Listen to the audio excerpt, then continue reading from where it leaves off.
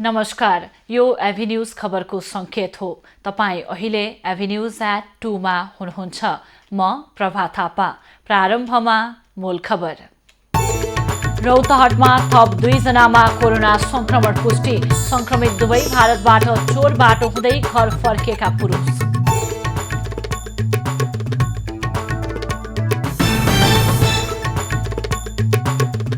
सत्तारूढ नेकपामा अन्तर्विरोध र शक्ति सङ्घर्ष चर्किँदै। सहमति प्रयासका लागि बोलाइएको सचिवालय बैठक पनि अनिश्चित।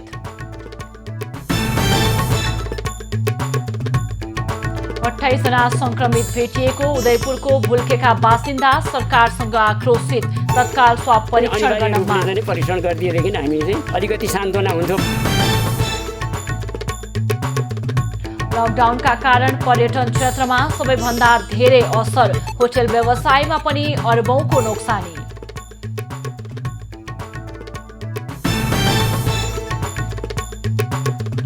र विश्वभर कोरोना भाइरस संक्रमितको संख्या 30 लाख नाग्यो। 2,11,000 भन्दा बढीको मृत्यु।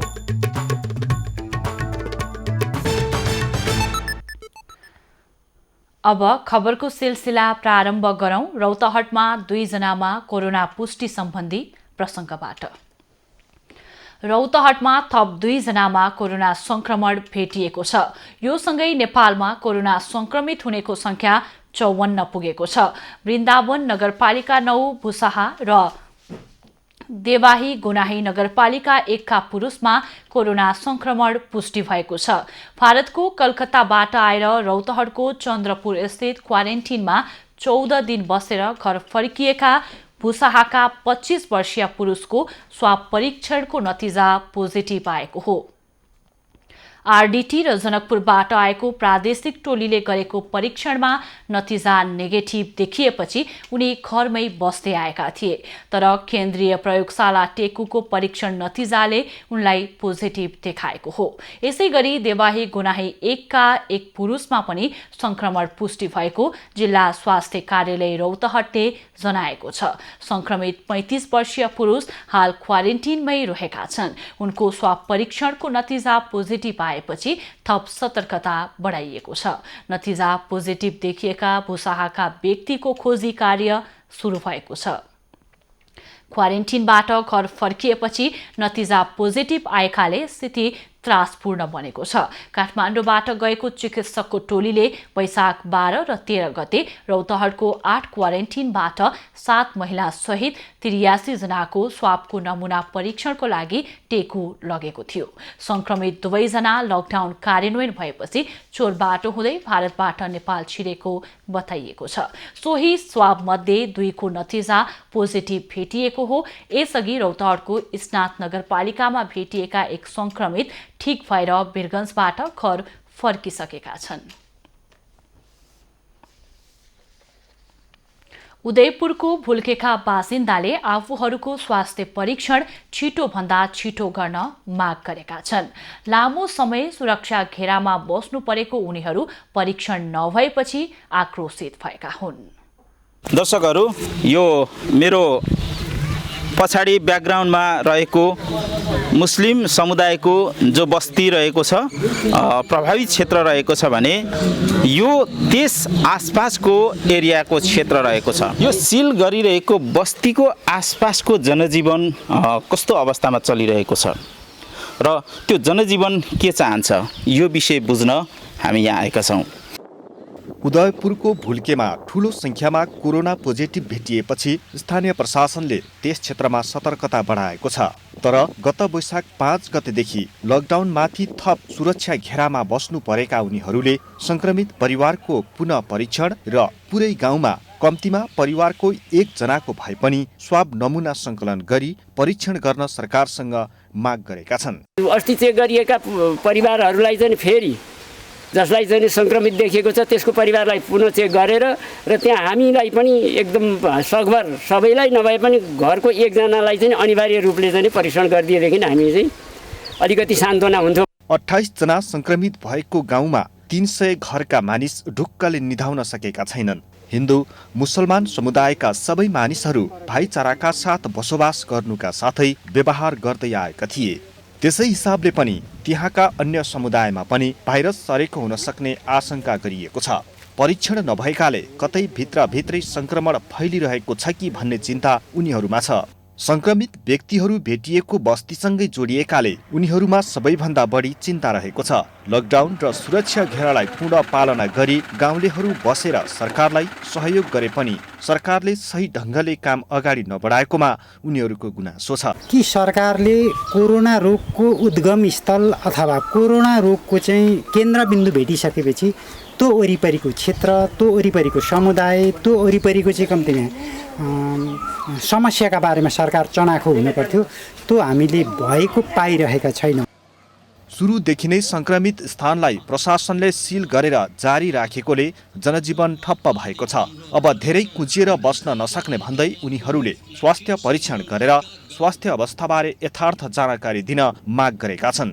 1 नम्बर प्रदेशका मुख्यमन्त्री समेतले उक्त स्थानको अवलोकन गरिसकेकाले स्वास्थ्य परीक्षणको आश गरेका उनीहरूले परीक्षणको सेवा नपाउँदा आक्रोशित बनेका छन्। कि त जनतालाई ल के समस्या छ, हामी मरिरहेका छौँ त नेताहरू चाहिँ बाँच्नुपर्छ भन्ने छ। नेताहरूले भन्नु पर्यो नि, ल तपाईँहरूलाई यो किसिमले चाहिँ हामी राहत दिँदैछौँ अथवा तपाईँहरूलाई चेक जाँच गर्दैछौँ, यो किसिमले तपाईँहरूलाई अगाडि लिएर जाएका छौँ भनेर हामीलाई बाहिर रोडबाट त भन्न सक्नु पर्दैन नि।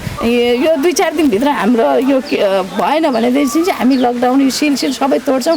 यता जिल्ला जनस्वास्थ्यले भएसम्मको स्रोत साधनले परीक्षणको काम गरिरहेको जनाएको छ।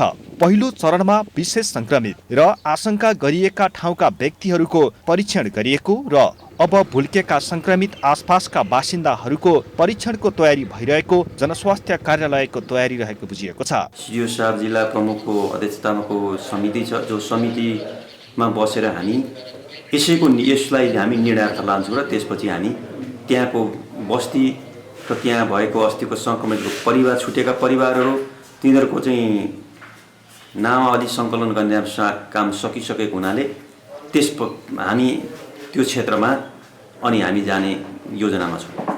देशकै कोरोना संक्रमणको केन्द्रको रूपमा देखिएको उक्त स्थानको बासिन्दाको मर्म बुझेर माग पूरा गर्न जरुरी देखिएको छ। 28 जना संक्रमित भेटिएको उदयपुरको भुल्के सिल गरिएको 11 दिन पुगेको छ। यो बीचमा न त यहाँ दैनिक उपभोग्य वस्तु पुगेको छ, न त सबैको परीक्षण नै सुरु भएको छ।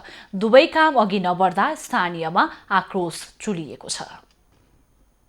सरकार यो विषयमा सुरुमा पत्ता लगाउने सवालमा चनाखो भयो नै भएन भन्न हामीले मिल्दैन। तथापि पनि जुन गतिले अगाडि बढ्न पर्ने थियो त्यो गतिले अगाडि बढ्न नसकेको अवस्था छ भन्ने यहाँको स्थानीयवासी स्वयं सबैले चाहिँ भन्नुहुन्छ। म स्वयंलाई पनि त्यही ढङ्गको फिलिङ भएको छ। घरको एकजनालाई चाहिँ केन्द्रीय स्तरबाट चाहिँ प्रत्येकको चेक जाँच गरेदेखि सबैको चाहिँ शान्तिष्टि हुन्थ्यो। राति निदाएका छैन मान्छे, बा मलाई पनि पोजिटिभ छ कि भने होलान्, त्यसले गर्दाखेरि राति निन्द्रा नदिन भोग भएको छ। जुन टेस्टको कुराहरू गर्नुपर्ने, जुन राज्यले यहाँ चाहिँ सोच विचार पुर्याउनु पर्ने, यहाँ चाहिँ तीव्र रूपमा चाहिँ यहाँ टेस्ट गर्नुपर्ने जुन कुरा छ यो चाहिँ भएन। सिडिओ कार्यालयको अनुमतिले सिडिओ कार्यालयको बोक्सेमा जाँचेको कुरा पनि भुल्केमा चाहिँ चेक जाँच भएको भनेर भनिन्छ। यो प्रति म खेद प्रकट गर्छु र यहाँ जति सक्दो छिटो चाहिँ चेक जाँच गर्नु पर्यो र हामीलाई सुरक्षित महसुस भएको चाहिँ अनुभूति दिलाउनु पर्यो हामीलाई। हामी अब यस्तो दुःख हामी कसरी बस्ने त अब हामीले दिनदिनै अब त्यही भयो हाम्रो। अब हामी शिक्षकहरू भयो, हामीले गरिखानुपर्छ। हाम्रो चेक जाँच भएदेखि हामीलाई अलिक ढुक्क जस्तो हुन्थ्यो। त्यो मस्जिदमा बस्ने जति हाम्रो मुसलमानहरू छ, तरकारी खेती गर्ने र तरकारी ल्याएर बेचेर किनेर खाने मान्छे हामी यो गाउँमा सबैलाई चाहिँ कम्तीमा यो कोरोना हामीलाई पनि कोरोना छ, हामीलाई पनि कोरोना लागेको छ भनेर गाउँमा चाहिँ व्यापक छ।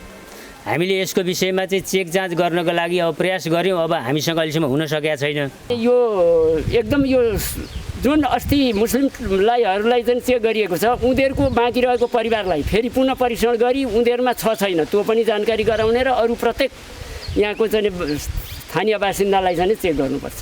यो भाइरस सुरु भयो नि त्यस पछाडि हामी के चाहन्थ्यौँ भन्दाखेरि सबैलाई चाहिँ एकपल्ट चेक जाँच गरियोस्, त्यस पछाडि हामी पनि ढुक्क हुन्छौँ। अनि हामीलाई सिल गरियो, अनि सिल गरिसकेपछि न चेक जाँच भयो, न तपाईँहरू कोरोना भाइरसबाट पीडित हुनुहुन्छ भनेर न त सरकारले हामीलाई भनिदियो, न त तपाईँहरू छुटकारा है आजदेखि तपाईँहरूलाई कोरोना भाइरस छैन भनेर त्यो पनि पुष्टि गरिदिएन।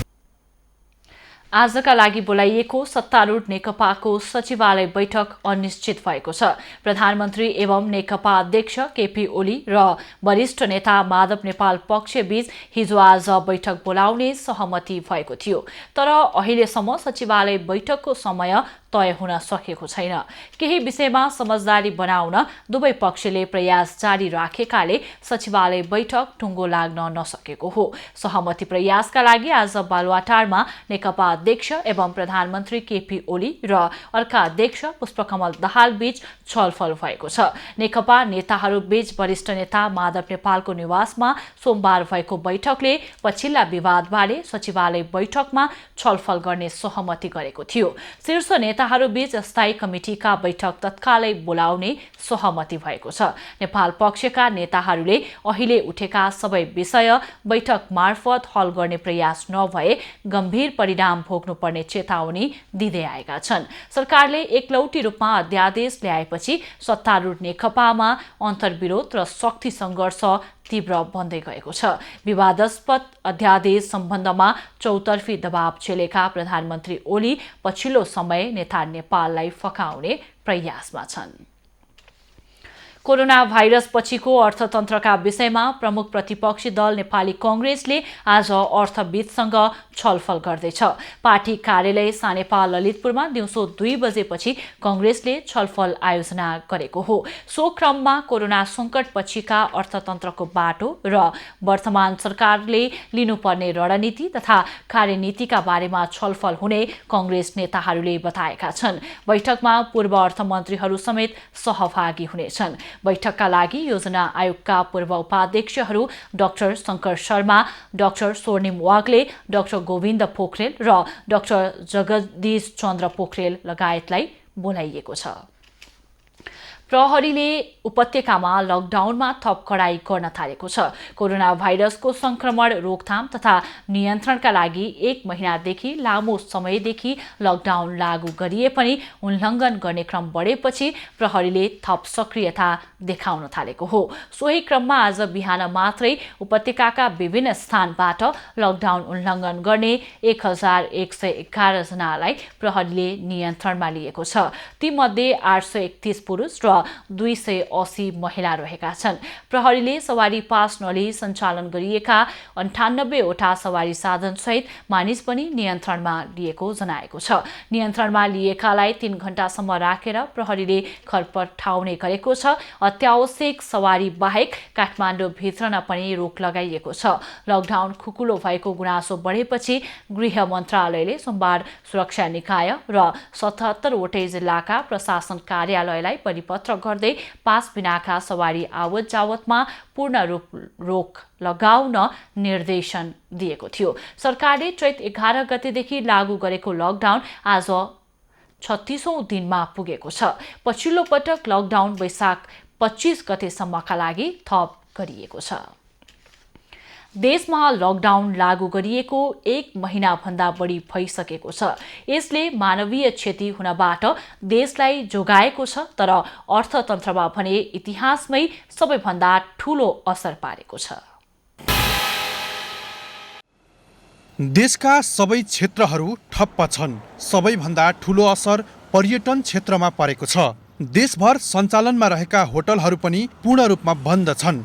विश्वभर फैलिएको कोरोना भाइरस महामारी र त्यसको नियन्त्रण तथा रोकथामका लागि देश पूर्ण रूपमा लकडाउन भएपछि नेपालको पर्यटन क्षेत्रमा सबैभन्दा धेरै असर परेको छ।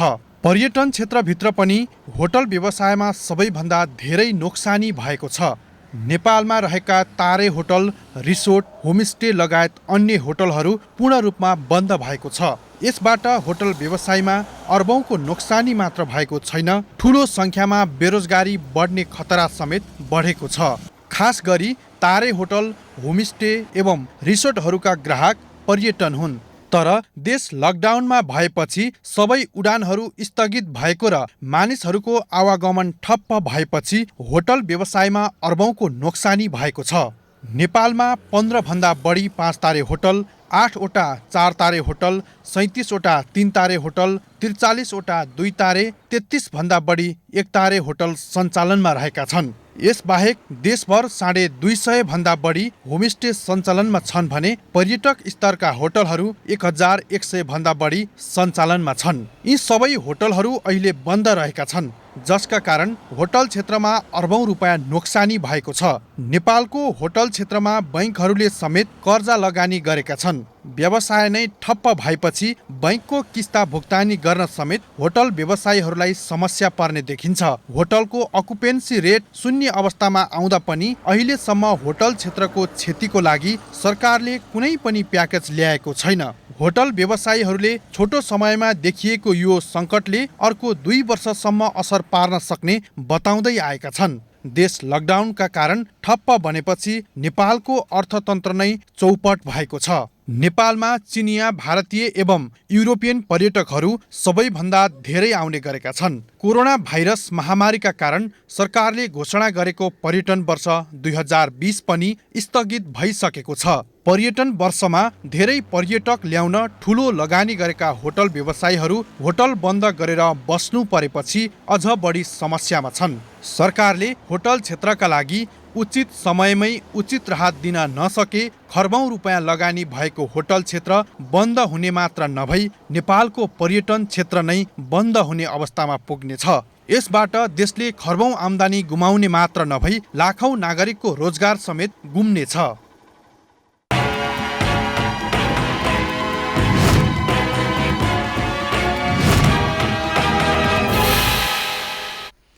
नेपाल इन्जिनियर्स एसोसिएसन बागमती प्रदेशले स्वाब कलेक्सन बुथ निर्माण गरी प्रदेशका सरकारी अस्पतालहरूलाई हस्तान्तरण गरेको छ।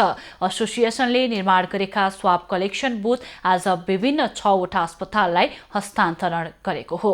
कोरोना नियन्त्रणका लागि फ्रन्टलाइनमा काम गर्ने स्वास्थ्य कर्मीको सुरक्षार्थ बुथ निर्माण गरिएको एसोसिएसनले जनाएको छ। यो संरचना बनाएका छौँ, यसलाई यहाँहरूले स्वास्थ्य कर्मीको एउटा पिपिई नै हो। यो एक किसिमको पिपिई नै हो, पर्सनल प्रोटेक्सन इक्विपमेन्ट नै हो। यो यसले स्वास्थ्य कर्मीले भित्र बसेर स्वाब कलेक्सन गर्नुहुन्छ, बिरामी बाहिर बस्नुहुन्छ र बिरामीको कन्टामिनेसन स्वास्थ्य कर्मीलाई नहोस् भनेर बनाइएको एउटा संरचना हो।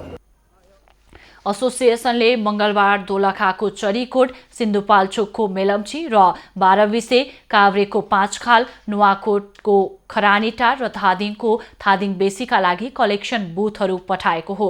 यसअघि रामेछापको मन्थली, सिन्धुपाल्चोकको चौतारा, काभ्रेको मण्डनदेवपुर र नुवाकोटको बिदुरमा 4वटा स्वाब कलेक्सन बुथ पठाइसकेको एसोसिएसनले जनाएको छ। एउटा बुथ निर्माणमा 90,000 देखि 1 लाखसम्म खर्च हुने गरेको छ। एसोसिएसनका सदस्य तथा अन्य इन्जिनियरहरूले अहिले आर्थिक सहयोग गरिरहेका छन्। अहिलेसम्म विभिन्न इन्जिनियरहरूबाट 4 लाखभन्दा बढी सहयोग भएको बताइएको छ। काठमाडौँमा लकडाउनका कारण समस्यामा परेकालाई 6वटा सामाजिक सङ्घ-संस्थाले निःशुल्क खाना खुवाइरहेका छन्। स्पोर्ट्स स्पेशल क्लब, बृहस्पति मार्ग टोल विकास समिति लगायतका सङ्घ-संस्थाले तीनचुलीमा खाना वितरण गर्दै आएका हुन्। 1 महिना बढी लामो लकडाउनका कारण ज्याला मजदुरी गर्ने वर्ग भोकै बस्ने अवस्था आएपछि बिहान र बेलुका निःशुल्क खाना वितरण गरिएको सहयोगीहरूले बताएका छन्।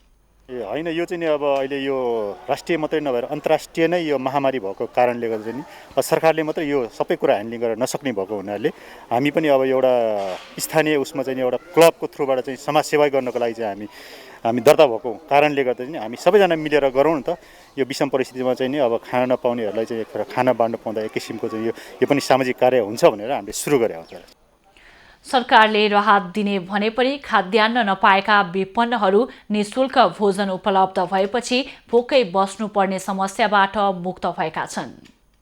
त्यति त हो नि, अब पैसा छैन, कमेन्ट नगरी पैसा पाउँदैन। मिठो छ, जे राम्रो दिएको छ। हजुर, बिहान बेलुका मासु अन्डा दिइरहेछ। तीनचुलीमा 8 दिनदेखि निःशुल्क खाना वितरण हुँदै आएको छ। यसलाई लकडाउनभरि निरन्तरता दिने स्पोर्ट्स स्पेशल क्लबले जनाएको छ। स्थानीय बासिन्दाको आर्थिक सहयोगबाट सञ्चालित 6वटा संस्थाबाट दैनिक करिब 1000 मानिसलाई बिहान र बेलुकी निःशुल्क खाना वितरण हुँदै आएको छ। वैशाख पहिलो साताबाट बाँकेको कोहलपुर चौराहामा सञ्चालन गरिएको यात्रुलाई खाना खुवाउने कार्य स्थगित गरिएको छ। करिब 7,000लाई खाना तथा खाजा खुवाएपछि राहतका विभिन्न कार्यक्रमहरू सञ्चालन गर्ने तयारी आयोजकले गरेका छन्। चौराहाबाट 13,000 भन्दा बढीलाई उद्धार गरेर खाजा खुवाइएको आयोजकले पत्रकार सम्मेलन गरेर जानकारी दिएका छन्। बेखर्ची भएर घर जान लागेका यात्रुहरूलाई 11 दिनसम्म खाना खुवाउन स्थानीय उद्योगी व्यवसायीले सहयोग गरेका थिए। नेपाली कांग्रेस कोहलपुर 11 र प्रजातान्त्रिक उद्योगी व्यवसायी संघको आयोजना तथा व्यापारी लक्ष्मण राज पौडेलको व्यवस्थापनमा खाना खुवाउने अभियान सुरु भएको थियो। 17 वर्षदेखि अलपत्र बागलुङ बस पार्क अन्तिम पटक म्याद थपिएको समयमा पनि निर्माण नहुने भएको छ। टेन्डर प्रक्रियामा भएको ढिलाइ तथा नगरपालिका र निर्माण व्यवसायीको विवादले व्यवस्थित बस पार्क निर्माणले गति लिन नसकेको हो। बागलुङ नगरपालिका 4 उपल्ला चौरमा गण्डकी प्रदेशकै आधुनिक र सुविधा सम्पन्न बस पार्क निर्माणको काम सुरु भएको भए पनि त्यसले गति लिन सकेको छैन। सम्झौता अनुसार यही वैशाख 25 गतेसम्म बस पार्क निर्माण गरिसक्नुपर्ने भए पनि ठेकेदारले निर्माण स्थलको जमिन सम्माउने बाहेक काम गरेका छैनन्। बागलुङ नगरपालिकाले भने यो आर्थिक वर्षको अन्तिमसम्ममा ठेकेदारले जसरी पनि बस पार्क निर्माण गरिसक्नुपर्ने बताउँदै आएको छ। बागलुङ नगरपालिकाद्वारा व्यवस्थित ढङ्गले बस पार्क सञ्चालन गर्ने उद्देश्यले नगर विकास कोषको सहयोगमा ऋण सहयोगमा बस पार्क निर्माणाधीन अवस्थामा छ। यो निर्माणाधीन बस पार्कको निर्माण व्यवसायीसँग वैशाख 25 गतेसम्मको लागि कार्यपालिका बैठकले सम्पन्न गरिसक्नुपर्ने भनेर म्याद दिएको छ। बस पार्क निर्माणका लागि आवश्यक पर्ने 17.5 रोपनी जग्गा स्थानीयले निःशुल्क रूपमा उपलब्ध गराएका थिए। त्यसबाहेक नजिकको जग्गा व्यवस्थित गरेर स्थानीयलाई फिर्ता गर्ने गरी सम्झौता भए पनि त्यो काम पनि अझै पूरा भएको छैन। जग्गा व्यवस्थापन समितिले भने सम्झौता अनुसारको काम अघि बढिरहेको दाबी गरेको छ। जति छिटो जहाँ जसरी हुनु पर्थ्यो त्यो कुरा हामीले सोचे सम्झे जस्तो भइसकेको नभएकै हो। त्यसलाई चाहिँ हामीले नगरपालिकालाई धेरैचोटि गुहारेका छौँ तर नगरपालिकाले नि हुन्न त भनेको छैन। तर द्रुत गतिमा लगेको जस्तो देखिँदैन। त्यसलाई चाहिँ छिटोभन्दा छिटो गर्ने आग्रह चाहिँ गरेका छौँ। 59 रोपनी मध्ये बाँकी रहेको 42.5 रोपनी जग्गा विकसित खडेरीको रूपमा स्थानीयलाई फिर्ता गर्ने सहमति छ। बस पार्क निर्माणका लागि स्थानीय 29 जना जग्गा धनीले 1 अर्ब मूल्य पर्ने जग्गा उपलब्ध गराएका छन्। सुरुमा 17 रोपनी जग्गामा बस पार्क निर्माण अघि बढे पनि त्यो अपर्याप्त भएपछि 59 रोपनी जग्गा समिति मातहतमा ल्याइएको छ। बस पार्क निर्माणको ठेक्का आशिष फेवा जेबी पोखराले 8,80,64,198 रुपैयाँमा पाएको छ। कम्पनीले करिब 4 करोड रुपैयाँ भुक्तानी पनि लिइसकेको छ। तर बस पार्क निर्माण प्रक्रियाले भने गति लिन सकेको छैन। बागलुङबाट राजेश चन्द्र राज भण्डारीको रिपोर्ट। कोरोना भाइरसको संक्रमण फैलन नदिन मुलुकभर लकडाउन भए पनि गोर्खाका किसान भने खेतीपातीमा नै व्यस्त हुन थालेका छन्। लकडाउनमा पनि खेती किसानी हुन नसके भोलिका दिनमा भोकमरीको सामना गर्नुपर्ने भएपछि किसानहरू खेतीपातीमा व्यस्त हुन थालेका हुन्। यतिखेर गोर्खाका किसानहरू मकै गोड्ने, छर्ने, मल हाल्ने, आलु खन्ने, चैते धान रोप्ने, तरकारी रोप्ने लगायतका काममा व्यस्त हुन थालेका छन्। पानी परेसँगै किसानलाई मकै छर्न हतारो छ भने कतै मकै गोड्ने काम सुरु भएको छ। गोर्खा जिल्लाको अधिकांश भागमा अहिले किसानहरू आफ्नो खेतबारीमा तरकारी खेती गर्न र मकै लगाउन व्यस्त देखिन थालेका छन्। लकडाउनको बेला खाद्यान्न बोक्ने गाडी लेखिएको ट्रकमा मदिरा ओसार पसार गर्दै गर्दा इलाका प्रहरी कार्यालय निजगढले ट्रक चालक सहित ट्रक नियन्त्रणमा लिएको छ। निजगढ नगरपालिका 7 स्थित रवि कोल्ड स्टोरमा बवे स्पेशल ब्रान्डको सोफी मदिरा 36 कार्टुन भित्र्याउन थाल्दै गर्दा ना 1 क 6027 नम्बरको ट्रक र रौतहट चन्द्रपुरका 35 वर्षीय चालक सीताराम चौधरीलाई इलाका प्रहरी निजगढको टोलीले नियन्त्रणमा लिएको हो। 50 कार्टुन बबई स्पेशल ब्रान्डको सोफी मदिरा मध्ये 14 कार्टुन सो कोल्ड स्टोरमा भित्राइसकेको अवस्थामा नियन्त्रणमा लिएको इलाका प्रहरी कार्यालय निजगढले जानकारी दिएको छ। मदिरा खरिद गर्ने रवि कोल्ड स्टोर्सका सञ्चालक पनि पक्राउ परेका छैनन्। ट्रकलाई चेक जाँच गर्दा प्रहरीमाथि अभद्र व्यवहार गरेको भन्दै अभद्र कसुरमा 10 दिनको म्याद थप गरी थप अनुसन्धान भइरहेको प्रहरीले जनाएको छ। सो मदिरा रौतहट स्थित बालाजी खाद्य उद्योगबाट ल्याइएको प्रहरीले जनाएको छ। लकडाउन लम्बिँदै जाँदा बुटवलका सडकमा रहेका छाडा गाई लगायतका चौपाया समस्यामा परेका छन्। लकडाउनका कारण हाट बजार र पसलहरू बन्द हुँदा चौपायाले खान नपाएका हुन्। बजार खुल्दा चौपायाले बुटवल हाट बजार दीपनगर लगायतका ठाउँबाट खेर जाने तरकारी लगायतका सामग्री खान पाउने गर्दथे। तर अहिले चौपायाले खान पाउने अवस्था छैन। बुटवलको ट्राफिक फेकचोक, श्रवण पथ, अमरपथ, सुक्खानगर, नेपालगञ्ज रोड, हाट बजार लाइन, राजमार्ग, चौराहा लगायतका क्षेत्रमा ठूलो संख्यामा चौपायाहरू रहेका छन्। अहिले विगतमा सडकमा हुने चौपायाहरू खेल मैदान र आसपासका क्षेत्रमा बढी देखिने गरेका छन्। खबरको सिलसिला अझै जारी छ, हामीसँगै रहनुहोला। अनि यहाँ चाहिँ आउने नदिने कि आउने नदिने मलाई देख्न नसक्ने हो। खै ससुराले नि कुटो भन्थे, सासूले नि जगटी भन्थे, सबैले त्यसो भन्थे। तिनैजना मिलेर कुट्ने। अनि त्यो लोग्ने चाहिँ कस्तो हो त्यो गाउँको, त्यसले चाहिँ सम्हाल्नु पर्ने नि। बुढी सासू ससुरा त जसुकै गर्नु, बुढाबुढी मिल्यो भने भयो। मृतकको परिवारले भने आफूहरूमाथि झुटो आरोप लगाइएको दावी गर्दै आएको छ। छोरा बुहारी बीच राम्रो सम्बन्ध भए पनि अचानक घटना भएपछि झुटो आरोप लगाइएको उनीहरूको भनाइ छ। कसरी म त्यसरी अपराध गर्थे होला, जस्तो गल्ती छैन भने त अब उनीहरूले लगेर भएन। होइन लान्छ नि, म जान्छु, तर एउटा के चुमो चाहिँ हुनुपर्छ। मेरो परिले आत्महत्या गरेको होइन रहेछ भने त कर्तव्य मान्छेको रहेछ भने कारबाही त हुनुपर्छ। यो हो बदमासीलाई। 2 सन्तानकी आमा र 7 महिनाको गर्भवती समेत रहेकी पौडेलको शव घर नजिकै टाँकीको रुखमा झुन्डिएको अवस्थामा फेला परेको विषयमा प्रहरीले अनुसन्धान गरिरहेको छ। घटनाबारे छानबिनका लागि प्रहरीले मृतकका श्रीमान जीवन अधिकारीलाई समेत पक्राउ गरेको छ। पोस्टमार्टम रिपोर्ट आएपछि थप कुरा थाहा हुने 5 थरका प्रहरी प्रमुख डीएसपी सिद्धराज न्यौपानेले बताएका छन्। कालो बजारी गर्दै गर्दा प्रहरीको फन्दामा परेका व्यवसायी सुलभ अग्रवाल विरुद्ध प्रहरीले कमजोर मुद्दा दर्ता गरेर जोगाउने प्रयास गरेको अधिकारकर्मीले आरोप लगाएका छन्। प्रहरीले आइतबार 4 वटा कसुरमा मुद्दा चलाउन सरकारी वकिल कार्यालयमा प्रतिवेदन बुझाए पनि पहुँचका आधारमा मुद्दा कमजोर बनाउने खेल हुने आशंका उनीहरूले गरेका छन्। थर्मल गन लगायत स्वास्थ्य सामग्रीमा कालोबजारी गर्दा गर्दै पक्राउ परेका व्यवसायी सुलभ अग्रवाल विरुद्ध 4 वटा कसुरमा मुद्दा चलाउन प्रहरीले सिफारिस गरेको छ।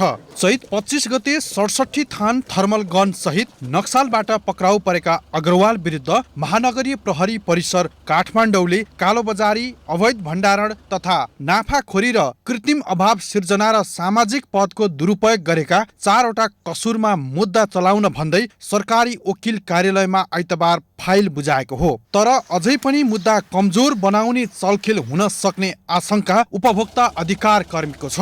आम उपभोक्ता र नागरिक समाजले दिएको दबावलाई अझ बलियो बनाउन जरुरी छ।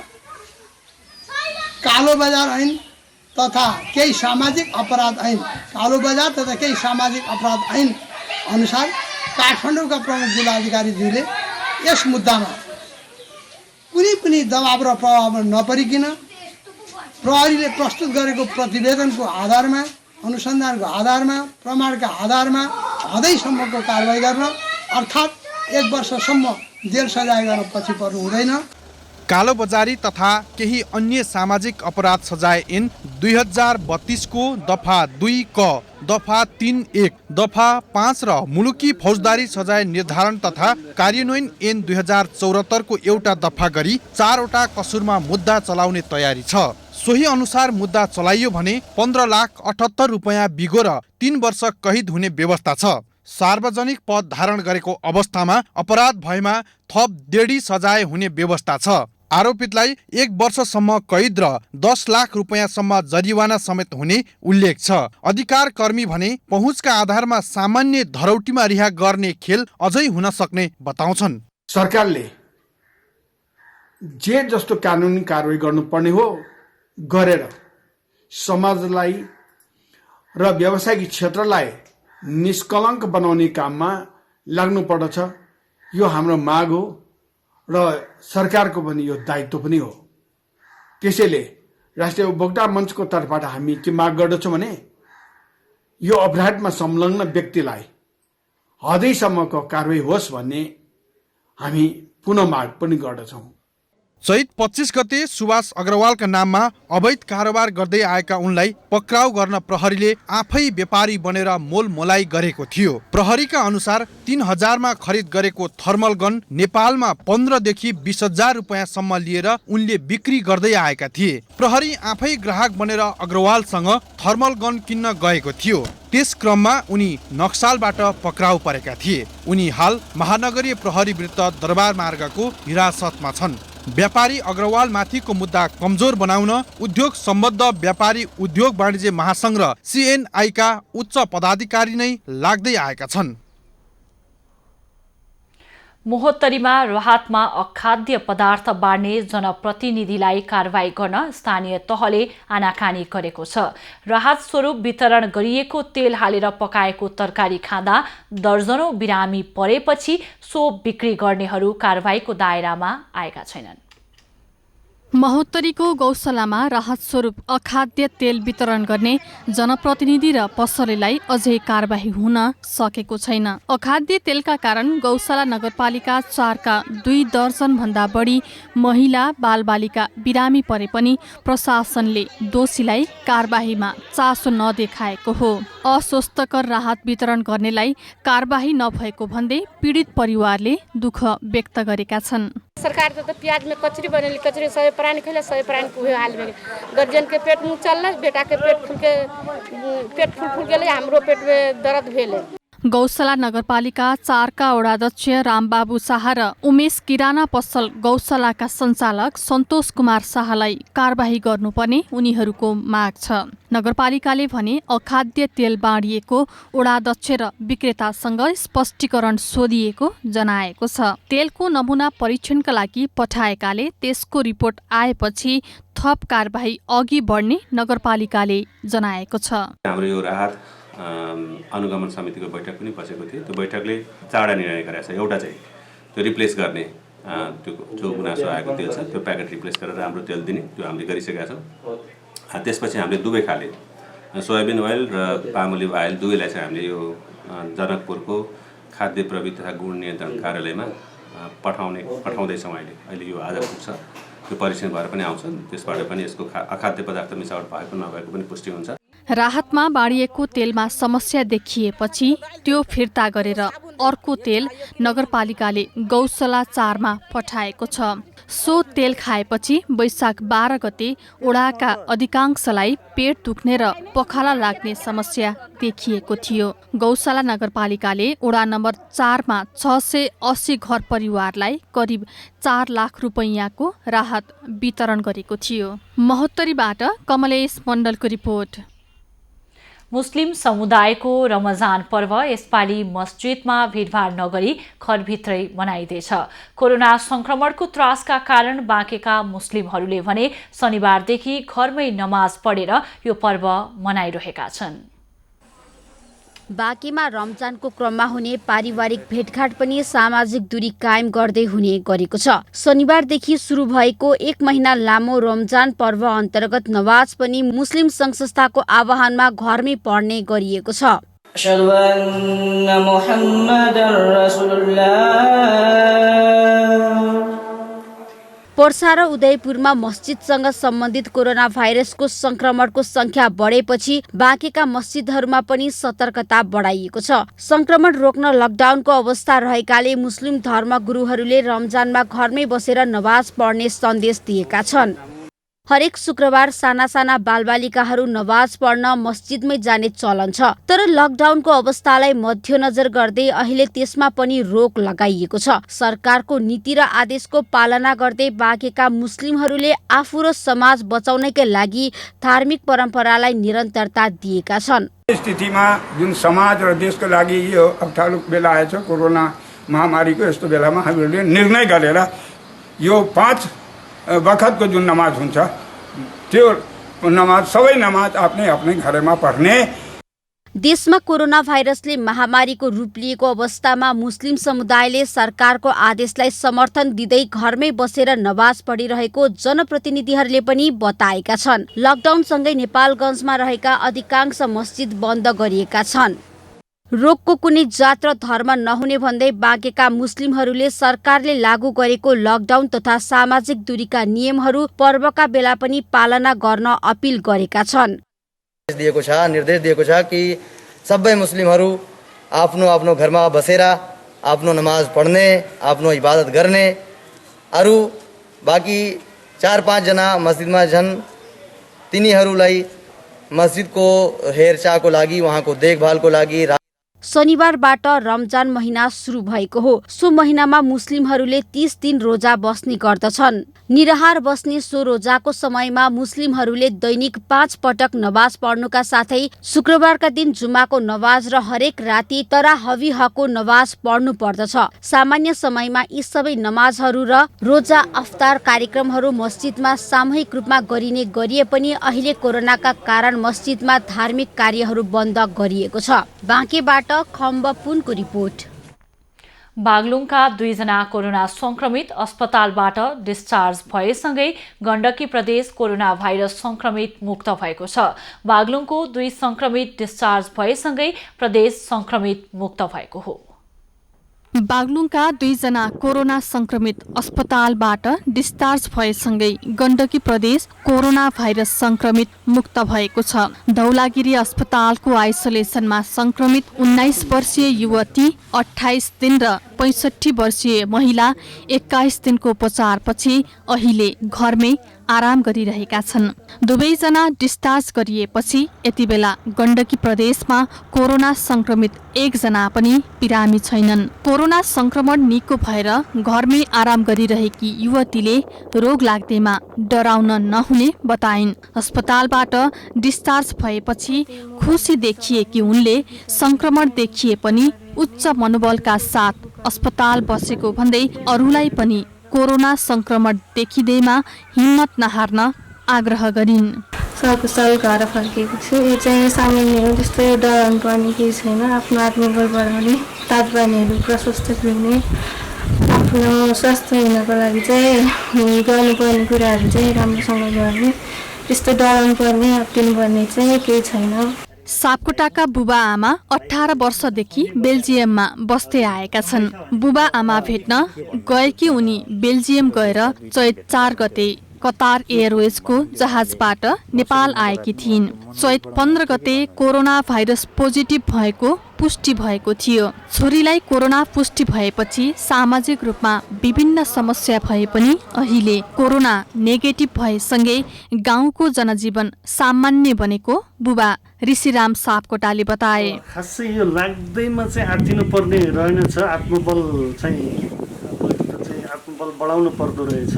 यो लाग्दैमा चाहिँ डराउनै पर्ने अब मरिन्छ जस्तो त्यस्तो चाहिँ देखिएन, किनभने आफ्नै छोरीको चाहिँ मैले भोगेको हुनाले देख्दाखेरि र अरू कतिपय ठाउँहरूमा हेर्दा पनि चाहिँ डराउनै पर्ने, चाहिँ त्रसित हुनै पर्ने त्यस्तो रहेनछ।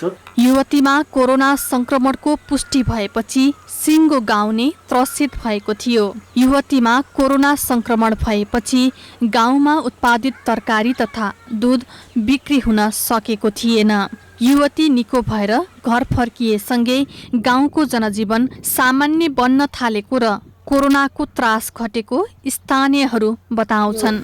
घरको परिवारले 1 हप्तापछि जाँच गरेकै 1 हप्तापछि हामी पनि 26जना वरिपरि छिमेकी 26जना भयो 26जना भएपछि हाम्रो पनि नेगेटिभै आयो अहिले राम्रै छ खुसी सन्चो हुँदो रहेछ यो रोगले अब यताउता बाहिर सबैकै डराउनु पर्दो रहेछ भन्ने अब चेतनशील भयो हामीहरूलाई 2 जना संक्रमित भेटिएपछि बागलुङ जिल्लामा 1000 भन्दा बढीको आरडीटी परीक्षण गरिएको र सबैको रिपोर्ट नेगेटिभ आएको छ। जिल्लामा कोरोनाको जोखिम भने कायमै रहेकाले अझै सावधानी अपनाउनु पर्ने धौलागिरी अस्पतालले जनाएको छ। होम क्वारेन्टाइनको कुराहरूलाई पनि नियमित रूपले पालना गरौँ र अझै पनि सामाजिक दूरी हामीले मेन्टेन गर्नै पर्छ र अति आवश्यक कामहरूको लागि मात्रै घरबाट निस्कौँ र त्यस्ता स्वास्थ्य सम्बन्धी तत्काल जटिल अवस्था भएमा हाम्रो इमर्जेन्सी सेवा हाम्रो सुचारू नै छ। त्यस्ता अवस्थाको लागि चाहिँ उपचारको लागि इमर्जेन्सी सेवाको लागि अस्पतालमा आउन सक्नुहुन्छ तैपनि अझै हामी सचेत हुनैपर्छ। गण्डकी प्रदेशका 11 जिल्लामा हाल कोरोना संक्रमित बिरामी नदेखिए पनि राजधानी लगायत तराई क्षेत्रका जिल्लाबाट रातारात सवारी साधन रिजर्भ गरेर सयौं मानिस जिल्ला भित्रन थालेका कारण चुनौती थपिएको छ।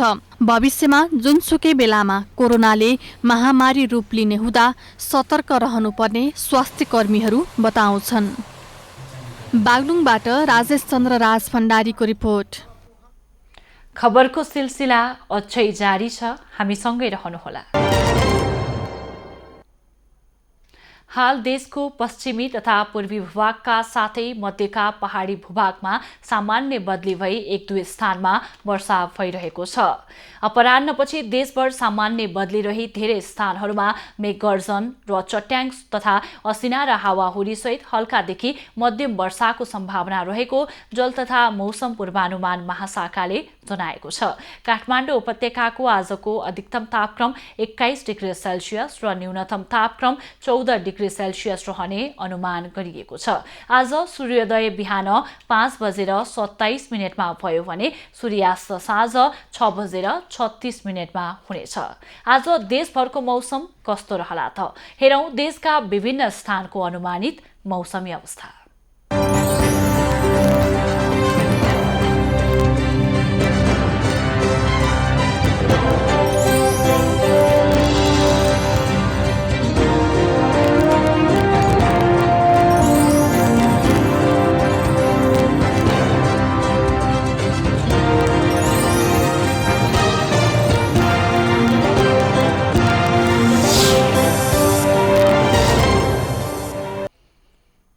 अहिलेलाई खबरको क्रम यति नै। एभिन्यूज खबरका यी सहित अन्य विस्तृत खबरका लागि www.avenews.tv लगअन गर्न सक्नुहुनेछ। युट्युब, फेसबुक र ट्विटरमा पनि हामीलाई फलो गर्न सकिनेछ। खबरभित्रको खबरका लागि हेर्दै रहनुहोला एभिन्यूज खबर। नमस्कार।